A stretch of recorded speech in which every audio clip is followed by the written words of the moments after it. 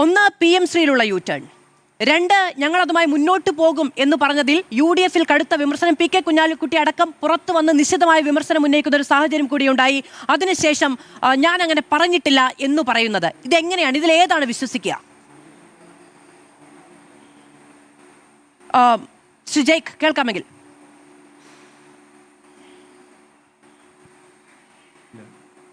ഇപ്പോഴാണ് ചോദ്യം കേട്ടത്. അതായത് എനിക്ക് സത്യസന്ധമായി ചർച്ച കണ്ടുകൊണ്ടിരിക്കുന്ന, എനിക്ക് വ്യക്തിപരമായിട്ടല്ല, എനിക്ക് തോന്നുന്നു ഈ ചർച്ച ശ്രദ്ധിക്കുന്ന ലോകമെങ്ങുമുള്ള മലയാളി പ്രേക്ഷകർക്ക് കോൺഗ്രസിന്റെ ബഹുമാന്യയായ പാനലിസ്റ്റിനോട്, കോൺഗ്രസിന്റെ പ്രതിനിധിയോട്, ഈ ചർച്ചയിൽ പങ്കെടുക്കുന്ന ആളോട് സത്യസന്ധമായി സഹതാപം തോന്നാനാണ് സാധ്യത. കാരണം അവർ വളരെയധികം വിഷമിക്കുന്നുണ്ട്. ഈ കാര്യത്തെ എങ്ങനെയാണ് ഒന്ന് ജസ്റ്റിഫൈ ചെയ്ത് രക്ഷിച്ചെടുക്കുക എന്നുള്ളതിനെ സംബന്ധിച്ച്. ദൗർഭാഗ്യവശാൽ ഇന്ന് അതിന്റെ ഉത്തരവാദിത്വം ഏറ്റെടുത്ത് നമ്മുടെ സംവാദത്തിൽ വരാൻ വിധിക്കപ്പെട്ടയാൾ ബഹുമാനിയായ എറണാകുളത്തു നിന്നുള്ള കോൺഗ്രസ് നേതാവാണെന്ന് മാത്രം. എറണാകുളത്തിനും കൊച്ചിക്കൊക്കെ ഒരു പ്രത്യേകതയുണ്ട്. അറബിക്കടലിന്റെ റാണി എന്നുള്ളതാണ് പറയുന്നത്. ഇപ്പോൾ കോൺഗ്രസ് UDF നേതാക്കന്മാരുടെ മുഖത്ത് നോക്കി അറബിക്കടൽ എന്ന് ചോദിക്കാൻ പാടുണ്ടോ എന്നറിയില്ല. പക്ഷെ എന്നിരുന്നാലും അറബിക്കടൽ എന്ന് കേൾക്കുമ്പോൾ നമ്മുടെ നാട്ടിലെ എല്ലാ UDF-കാർക്കും ഇപ്പോൾ ഒരല്പം അരിശം കൂടും. എന്നിട്ടരിശം തീരാത്തവൻ ആ പുരയുടെ ചുറ്റും മുണ്ടി നടന്നു എന്ന് പറയുന്ന പഴയ വാചകം നമുക്ക് പലപ്പോഴും ഓർക്കേണ്ടതായിട്ട് വരും. കാരണം തങ്ങൾ അധികാരത്തിൽ വന്നാൽ ഇത് എന്താക്കുമെന്നായിരുന്നു ഇവരുടെ നേതാക്കന്മാർ മാറി മാറി പറഞ്ഞത്.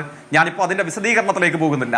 ഇപ്പോൾ അങ്ങയുടെ ചോദ്യത്തിന്റെ മറുപടി എന്നോണം ഇവർ ഉദ്ധരിക്കാൻ ശ്രമിച്ച പാർലമെന്റ് മെമ്പർമാരുടെ ചോദ്യാവലികളൊക്കെ ഉണ്ടല്ലോ, അതിന്റെ മറുപടി അക്ഷരങ്ങൾ കൂട്ടിച്ചേർത്ത് വായിക്കാനും വായിക്കുന്ന കാര്യങ്ങൾ മനസ്സിലാക്കാനും ശേഷിയുള്ള ലോകമെമ്പാടുമുള്ള മുഴുവൻ ആളുകൾക്കും അതിന്റെ കാര്യങ്ങൾ എന്താണെന്നുള്ളത് ലളിതമായി മനസ്സിലാക്കാൻ കഴിയുന്നതാണ്.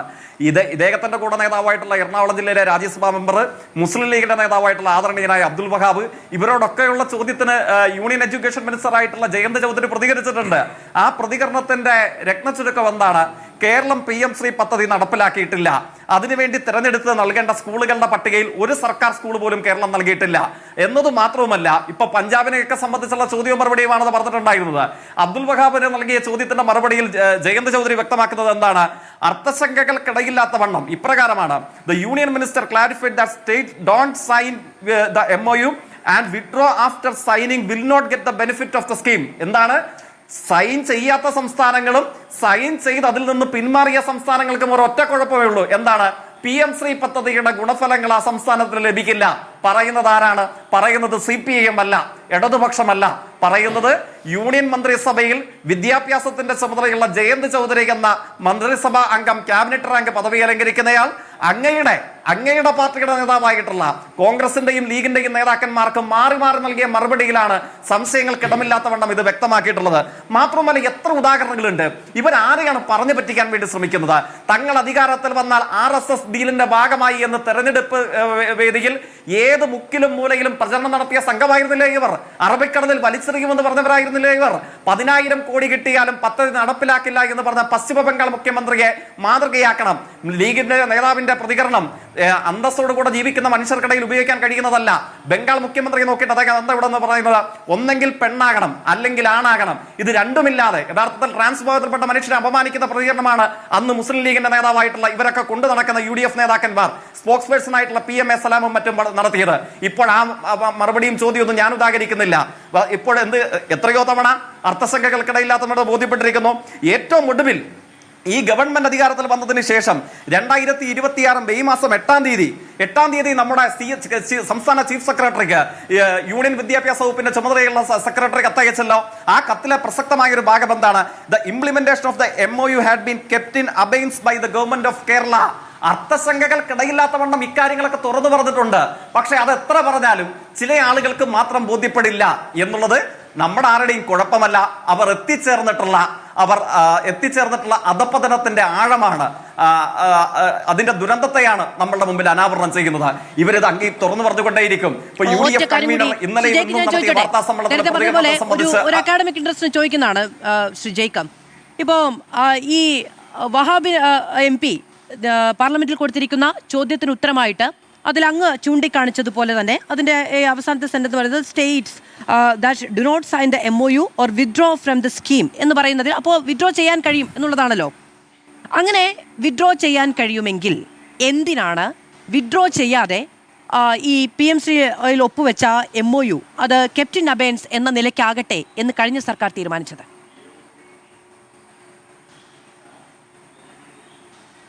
ആ തീരുമാന സാഹചര്യങ്ങളൊക്കെ നമുക്കെല്ലാവർക്കും അറിയുന്നതാണ്. ഞാൻ സൂക്ഷ്മതയിലേക്ക് പോകുന്നില്ല. സ്വാഭാവികമായി മന്ത്രിസഭയിൽ ഉരുത്തിരിഞ്ഞ അഭിപ്രായ വ്യത്യാസങ്ങൾ, തർക്കങ്ങൾ, അതിന്റെ തുടർച്ചയിലാണല്ലോ അന്നത്തെ പൊതുവിദ്യാഭ്യാസ വകുപ്പ് സെക്രട്ടറി, എന്റെ ഓർമ്മ ശരിയെങ്കിൽ യു വാസുകി, അവരാണ് സഞ്ജയ് കുമാർ എന്ന് പറയുന്ന യൂണിയൻ ഗവൺമെന്റിലെ വിദ്യാഭ്യാസ സെക്രട്ടറിക്ക് കത്തയക്കുന്നത്. അത് പൊടുന്നനെയുള്ള നടപടി സ്വീകരിക്കുന്നതാണ്. എന്തുകൊണ്ടാണ് അത്? SSK ഫണ്ട് സ്വീകരിക്കാൻ 1152 കോടിക്ക് മേലെയുള്ള SSK ഫണ്ട് PMC പദ്ധതിയിൽ ഒപ്പിടാത്തതിനെ തുടർന്ന് കേരളത്തിന് അർഹതപ്പെട്ട പണം യൂണിയൻ ഗവൺമെന്റ് തടഞ്ഞു വെച്ചിരിക്കുന്നു. ആ സാഹചര്യത്തിലേക്കാണ് അത് ഒപ്പിടുന്നതിലേക്ക് പോയത്. പക്ഷേ പിന്നീട് ഉരുത്തിരിഞ്ഞു വരുന്ന അഭിപ്രായ വ്യത്യാസങ്ങളുടെ കൂടെ പരിണിത ഫലം എന്ന നിലയിൽ എന്ത് ചെയ്യുന്നു? അടിയന്തര നടപടി എന്നതുപോലെ സർക്കാർ സ്വീകരിക്കുന്നു. ക്യാപ്റ്റൻ അബയൻസ് താൽക്കാലികമായി മരവിപ്പിക്കാൻ വേണ്ടി സർക്കാർ തീരുമാനിക്കുന്നു. ഞാൻ ചോദിക്കുന്ന ഒരു ഒറ്റ ചോദ്യമേ ഉള്ളൂ. LDF സർക്കാർ ക്യാപ്റ്റൻ അബയൻസ് എന്ന് യൂണിയൻ ഗവൺമെന്റിനോട് പറയാൻ കാണിച്ച അത്രയും മനോഭാവമെങ്കിലും, ആ രാഷ്ട്രീയ കരുത്തെങ്കിലും എന്തേ അതിനെതിരെ സമരം ചെയ്ത് അധികാരത്തിൽ വന്നു എന്ന് പറയുന്ന കേരളത്തിലെ കോൺഗ്രസിനും UDF-നും ലീഗിനുമില്ല? എന്തേ അതിനെങ്കിലും കാണിച്ച ഒരു രാഷ്ട്രീയ അന്തസ്, അതിനെങ്കിലും കാണിച്ച ഒരു കരുത്ത് എന്തേ നിങ്ങൾക്കാർക്കും ഇപ്പോൾ ഇല്ല? LDF യൂണിയൻ ഗവൺമെന്റിനോട് സ്വീകരിച്ച ക്യാപ്റ്റൻ അബയൻസ് എന്ന 3 വാക്ക് പറയാൻ നിങ്ങൾക്ക് ആർജവമുണ്ടോ? അതിനുള്ള അന്തസ് നിങ്ങൾക്കുണ്ടോ? ഇല്ല എന്നുള്ളതാണ് ഓരോ പ്രതികരണങ്ങളും ചൂണ്ടിക്കാണിക്കുന്നത്. തദ്ദേശ വകുപ്പ് മന്ത്രി ഇക്കാര്യത്തിൽ അറബിക്കടലിനെ സംബന്ധിച്ച് പ്രഖ്യാപനം നടത്തിയ ആളല്ലേ? അദ്ദേഹത്തോട് മാധ്യമപ്രവർത്തകർ എന്ന് ചോദിക്കുമ്പോഴോ തിരിച്ചാ മാധ്യമപ്രവർത്തകരോട് തട്ടിക്കേറുകയാണ്. അറബിക്കടൽ എന്ന് കേട്ടാൽ ഹാലളകുന്ന അവസ്ഥയിലേക്ക് എത്തിയിരിക്കുകയാണ്. കേരളം ഇത് കാണുകയാണ്. എന്നിട്ടോ ഒറ്റക്കാരികൂടെ പറയാൻ അങ്ങനെ അനുവദിക്കണം. ഇതിന് കാരണമായി പറയുന്നത് എന്താണ്? ഗവൺമെന്റ് തുടർച്ചയാണ് അല്ലെ? സ്വീകാര്യമായ കേൾക്കുമ്പോൾ നമുക്കൊക്കെ സ്വീകാര്യമായ ഒരു വാക്കും ഒരു പ്രയോഗവും ഒക്കെയാണ്. സർക്കാർ സ്വീകാര്യതയാണ്. ആ സ്വീകാര്യത എന്തേ നിങ്ങൾക്ക് ലൈഫ് മിഷൻ പദ്ധതിയിലില്ല? ആ സ്വീകാര്യത എന്തേ നിങ്ങൾക്ക് കെ ഫണ്ട് പദ്ധതിയിലില്ല? ആ സ്വീകാര്യത എന്തേ നിങ്ങൾക്ക് സ്ത്രീ സുരക്ഷാ പെൻഷനില്ല? ഇത് ഇങ്ങനെയാണ് ഞങ്ങളുടെ തീരുമാനം എന്ന് പറഞ്ഞ് കേന്ദ്രത്തിന് കത്തയച്ചിരിക്കുന്നത് 12/11/2025 നമുക്ക് ഇലക്ഷൻ നടക്കുന്ന കാലം ഒരു 3 മാസമെങ്കിലും സർക്കാരിന് മുന്നിലുണ്ടായിരുന്നു. എടുത്തോ പിടിച്ചോ എന്ന് പറഞ്ഞുകൊണ്ട് തൽക്കാലം ഞങ്ങളൊന്ന് ഫ്രീസ് ചെയ്തു. പക്ഷെ ആ സർക്കാർ അവസാനിക്കാൻ പിന്നെയും സമയമുണ്ടായിരുന്നു. ഏറ്റവും കൃത്യമായൊരു തീരുമാനമല്ലേ? ഞങ്ങൾ PM ശ്രീയിൽ നിന്ന് പിന്നോട്ട് പോയിരിക്കുന്നു എന്ന രാഷ്ട്രീയ പ്രഖ്യാപനം നടത്താൻ കാരണം തെരഞ്ഞെടുപ്പിന്റെ സമയത്താണ് മുഴുവൻ വിമർശനം PM ശ്രീയുടെ ഭാഗത്തുനിന്ന് ഉണ്ടായിരുന്നത്. അപ്പോഴും അങ്ങനെ ഒന്ന് ചെയ്തു കളയാം. ശരി, നിങ്ങൾ പറഞ്ഞതുപോലെ ഏറ്റവും ആദ്യം ചെയ്യാൻ കഴിയുന്ന രീതി എന്ന നിലയ്ക്ക് അതൊന്ന് ഫ്രീസ് ചെയ്യാൻ തീരുമാനിച്ചു. പിന്നെയും സമയമുണ്ടായിരുന്നല്ലോ JK.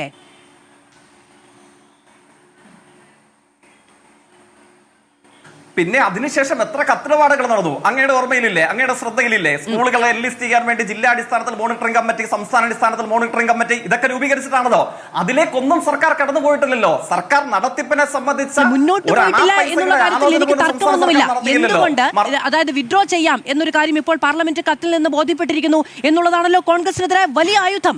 അങ്ങനെയാണെങ്കിൽ വിഡ്രോ ചെയ്തുകൂടായിരുന്നോ എന്നാ ഞാനും ചോദിക്കുന്നത്. അതിന്റെ ആദ്യപടിയുള്ള നിലയിൽ തന്നെയല്ലേ പറയുന്നത്? കാരണം ഇങ്ങനെ ഒരു കാര്യം പറഞ്ഞതുകൊണ്ടാണ് സർക്കാർ പിന്നീട് സുപ്രീം കോടതിയിൽ പോയപ്പോൾ കേരളം ചിലപ്പോൾ കേരളത്തിന് ഇതിലൊരു താല്പര്യമില്ല, ചിലപ്പോൾ അവർ മറ്റു നടപടിക്രമങ്ങൾ പൂർത്തീകരിക്കുമെന്ന് പറയുന്നത്. അത് കേന്ദ്രത്തിന് അപ്പോഴും വിശ്വാസമുണ്ടായിരുന്നു. കേരളം തിരിച്ച് ഈ പദ്ധതിയിലേക്ക് ഇത് ആക്റ്റീവായിട്ട് വരും എന്നുള്ളൊരു കാര്യം. നമുക്ക് വേണമെങ്കിൽ വിഡ്രോ ചെയ്യാമായിരുന്നു. ഇതിന്റെ ആദ്യപടി ഇന്നത് ചെയ്തിരിക്കണം എന്നൊന്നും മാനദണ്ഡത്തിൽ എവിടെയും പറയുന്നില്ല. മാനദണ്ഡത്തിൽ എവിടെയും പറയുന്നുണ്ട് അവകാശവാദവും ഞാൻ ഉന്നയിച്ചിട്ടില്ല. സ്വാഭാവികമായി സർക്കാർ ഒപ്പിട്ടൊരു പദ്ധതി ഒപ്പിട്ട് പിറ്റേ ദിവസം തന്നെ വിഡ്രോ ചെയ്യുക എന്നുള്ളത് നമുക്ക് എല്ലാവർക്കും അറിയാമല്ലോ. അത് ഏത് പദ്ധതിയെ സംബന്ധിച്ചും ഏത് പ്രൊജക്ടിനെ സംബന്ധിച്ചും അത് അസാധാരണമാണ്, അല്ലെങ്കിൽ ഏറെക്കുറെ അസംഭവ്യമാണ് എന്ന് തന്നെ നമുക്ക് മനസ്സിലാക്കാൻ കഴിയും. സ്വാഭാവികമായി താൽക്കാലിക മരവിപ്പിപ്പ്, പിന്നെ അതിന്റെ പഠനം, ആ റിപ്പോർട്ട് വന്നാൽ ഇത്തരം നടപടിക്രമങ്ങളിലേക്ക് കടക്കാൻ കഴിയുന്നതേ ഉള്ളൂ. ഇപ്പൊ അങ്ങ് തന്നെ ചൂണ്ടിക്കാണിച്ച പഞ്ചാബിന്റെ അനുഭവം നമ്മുടെ മുമ്പിൽ ഒരു യാഥാർത്ഥ്യമായ ഉദാഹരണമായി നമ്മുടെ മുമ്പിൽ നിൽക്കുകയാണല്ലോ. ആ സ്വാഭാവിക നടപടിക്രമങ്ങളിലേക്ക് തന്നെ കേരളം നീങ്ങിയനെ ഒരു തർക്കവുമില്ല. പക്ഷേ ആ ക്യാപ്റ്റൻ അബയൻസ് എന്ന 3 വാക്ക് പറയാനെങ്കിലും ലീഗിനും കോൺഗ്രസിനും ഇപ്പൊ കഴിയുന്നുണ്ടോ? അതാണ് നമ്മുടെ മുമ്പിൽ ഉരുത്തിരിഞ്ഞു വരുന്ന ഏറ്റവും പ്രധാനപ്പെട്ട ചോദ്യം. അവിടെ എവിടെയും ആ തെരഞ്ഞെടുപ്പ് നേതൃനിരയിലിരുന്ന ഒരാളെയും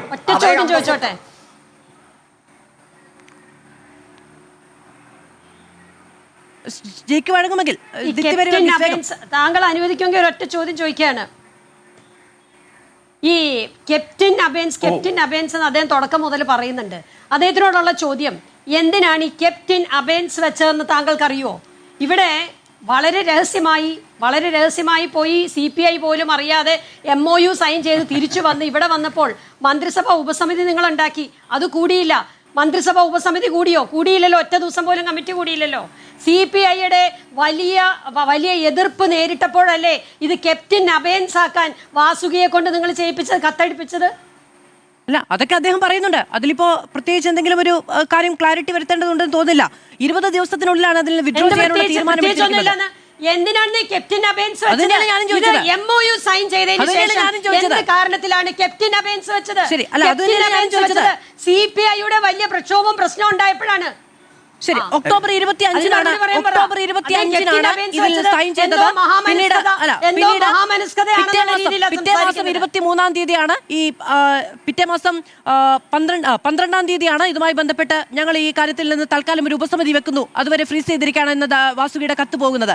20 ദിവസമാണ് ആകെ എടുത്തത്. അത് തന്നെയാണ് ഞാനും ചോദിച്ചത്.